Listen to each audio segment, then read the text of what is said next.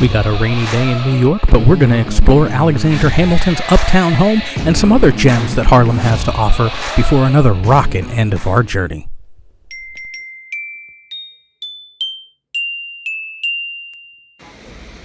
There's a little place in Harlem, the Hamilton Grange National Memorial, the uptown home of Alexander Hamilton, New York City. In a not so quiet uptown place, this actually was quite quiet when Hamilton built this. His Eden, his summer home that he built in the early 1800s, 1801, 1802, where from his balconies he could see for miles and miles and miles. New York's a different beast today. Such a different beast, in fact, that the Visitor Center offers a significant look at how the Grange is now in its third location. Once purchased by a church that moved the home in 1889 to protect it from new street construction, and then finally moved again by the National Park Service in 2008 to protect it from encroaching higher buildings. This final and current location is within St. Nicholas Park to give the Grange more of that country feel that Hamilton desired and experienced in his short time there. The Visitor Center has a fascinating video on the process of the 2008 move of the house through the streets of Harlem. Easier said than done. Every job has a different challenge. This job there was more. The Visitor Center also has plenty of displays about Hamilton's extraordinary life. Not without plenty of faults, Hamilton was not only a soldier and close confidant of George Washington, he was also a philosopher, lawyer, politician, strong advocate for the new Constitution, which he helped draft, a prolific writer, and a founding father, serving as the first Treasury Secretary and leader of the Federalist Party. He was also the founder of the U.S. Coast Guard, the Bank of New York, the planned industrial city of Paterson, New Jersey, the First National Bank, the New York Post newspaper, and the U.S. Mint.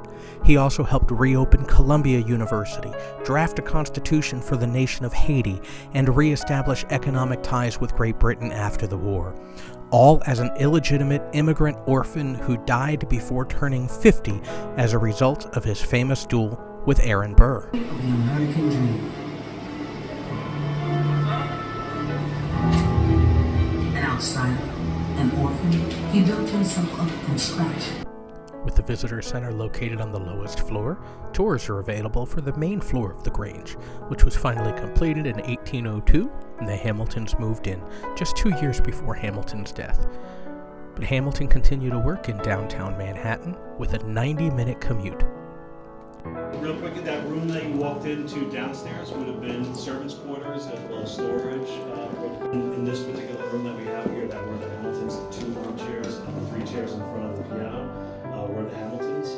You see these chairs also in Monticello, Thomas Jefferson's house, as well as Mount Vernon, George Washington's home, and the Smithsonian. They believe they were all bought by this. They were all bought from the same carpenter in Philadelphia. The piano is one of our prized possessions here in the house. That is the actual piano that was a gift from Angelica Schuyler Church to Angelica Hamilton. Angelica Hamilton was the first daughter of the Hamiltons' second child. Pieces of note is the wine cooler. That's a replica of a gift that was given to the Hamiltons by the Washingtons. Everything between here and downtown, which was New York City at the time, would have been all farmland. Alexander Hamilton's private study in his Grange, his traveling work desk, his traveling notebook, and his work desk. After exploring Hamilton's Grange, it was time to explore more of what Harlem has to offer today. And here we are at the Apollo Theater in Harlem, just a little south of the Hamilton Grange. Iconic theater in Harlem, prominent for the Harlem Renaissance and reinvigorating the art scene in Harlem, which is seen all throughout the entire area. We're not able to go see Amateur Night at the Apollo today, but we might be able to do that on another visit. And check out the Harlem art scene all throughout. They have tours of the Apollo as well.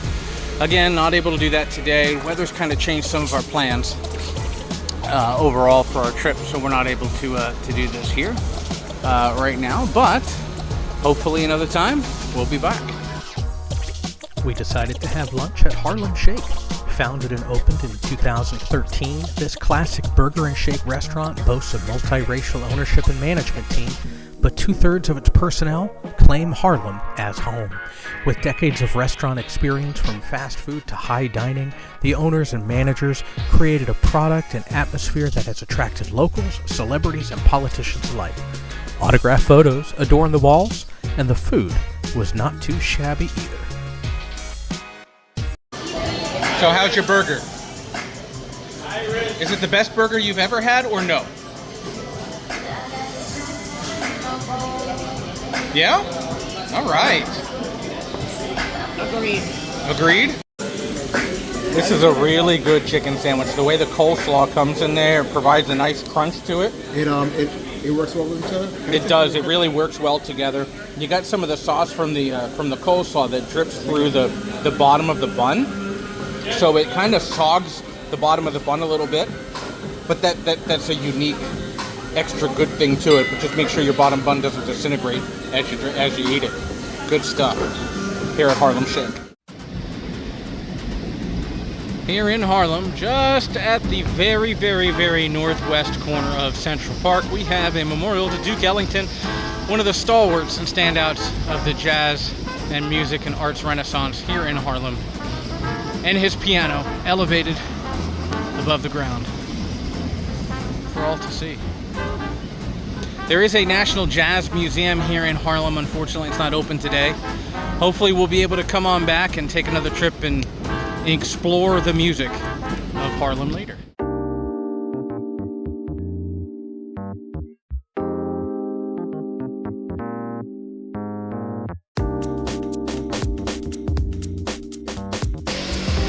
Here at the corner of 106th and Park, we are in Harlem with a mural here for the Graffiti Hall of Fame, which actually extends into the public school playground down below. Some really fantastic street art here. I mean, the talent is just impressive. I couldn't do this if I tried. I've never tried, but I couldn't do this if I tried. Harlem's got some fantastic art. Inside the playground of Central Park East High School, the Graffiti Hall of Fame continues. A lot of street art here representing the culture of the area here in Harlem.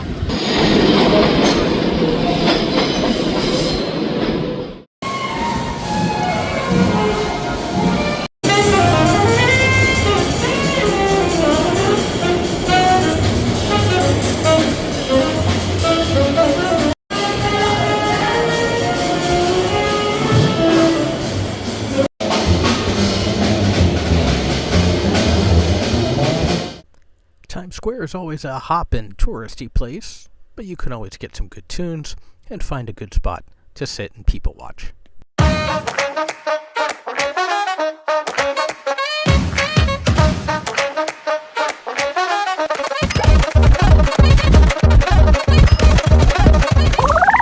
And we might close out our day at the Nintendo store. Let's go! In one way, the Nintendo store is simply a retail location where you can buy games, shirts, and accessories featuring some of your favorite characters.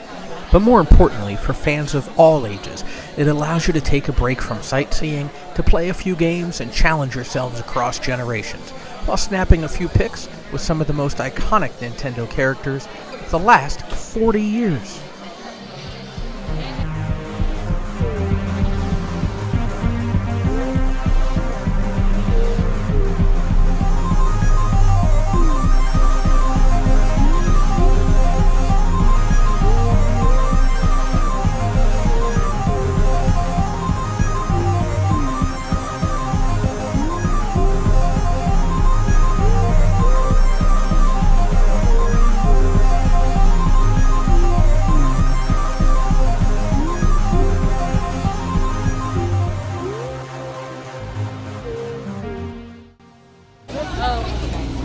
Now the Nintendo store is right down by Rockefeller Center. Now we're not doing this here today, but up at the Rockefeller Center at the top of the rock, there is the iconic beam photograph of the workers on the beam overlooking Manhattan. And you can get your photo taken on a beam, just like so. Little advertising truck.